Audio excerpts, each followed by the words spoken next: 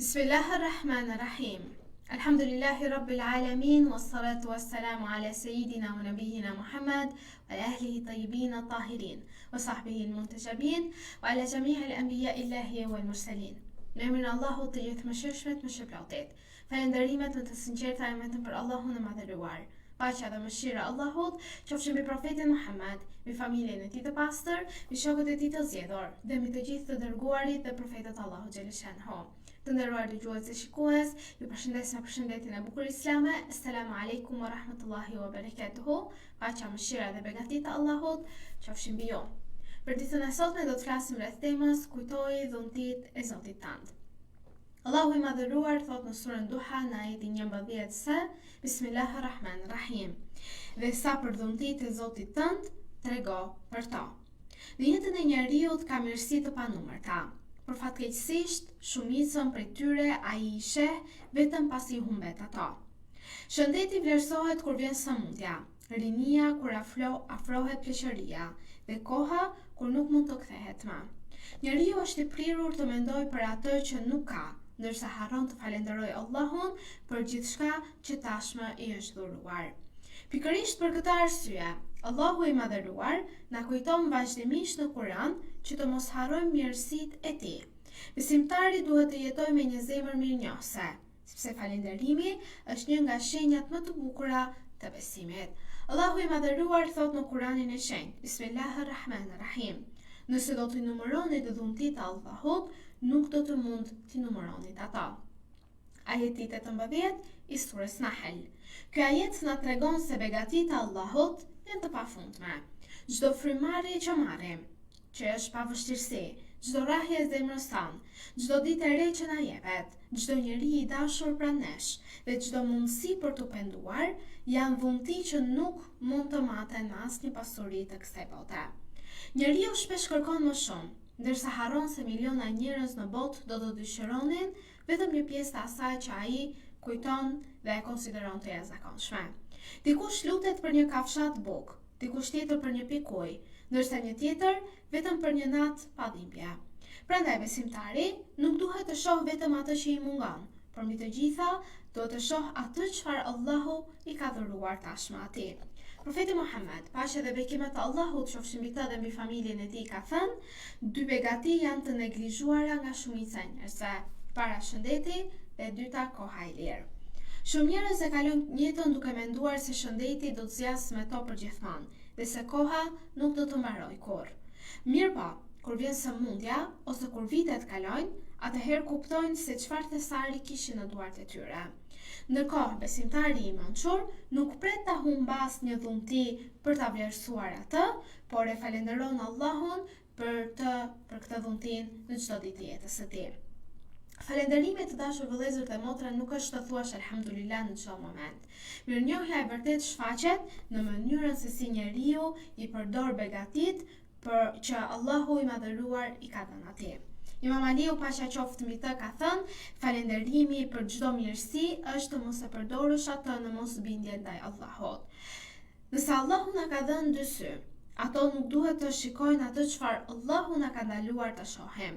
Nëse na ka dhënë gjuhë, ajo duhet të flasë të vërtetën dhe të përmend Allahun dhe jo të përgojoj ose të ofendoj. Nëse na ka dhënë pasuri, ajo duhet të përdoret për bamirësi dhe drejtësi. Kështu shprehet falënderimi i sinqert dhe i Zotit të gjithësisë. Një zemër që falenderon është gjithmonë më e qetë se një zemër që ankohet. Njeriu që kujton vazhdimisht të dhuntit e Allahut nuk e mbush zemrën me zili, sepse ai e kupton se çdo begati është pjesë e urtësisë së Zotit të gjithësisë. Allahu i madhëruar premton dhe thot, nëse falenderoni, unë do t'u ashtoj begatit. Ajeti 7 i surës Ibrahim. Kjo është një premtim hynor. Allahu nuk premton vetëm shtim të pasurisë, por shtim të bereqetit njëkohësisht, sepse ka njerëz që fitojnë pak, por jetojnë të lumtur, sepse Allahu vendos bereqet në jetën e tyre. Bereqeti është dhurata më e madhe që Allahu u jep robërve mirënjohës. Imam Sadiku, paqja qoftë mbi të, ka thënë, ai që nuk falenderon për pak, nuk do të falenderoj fatkeqësisht as për shumë. Mirënjohja fillon me gjërat më të vogla.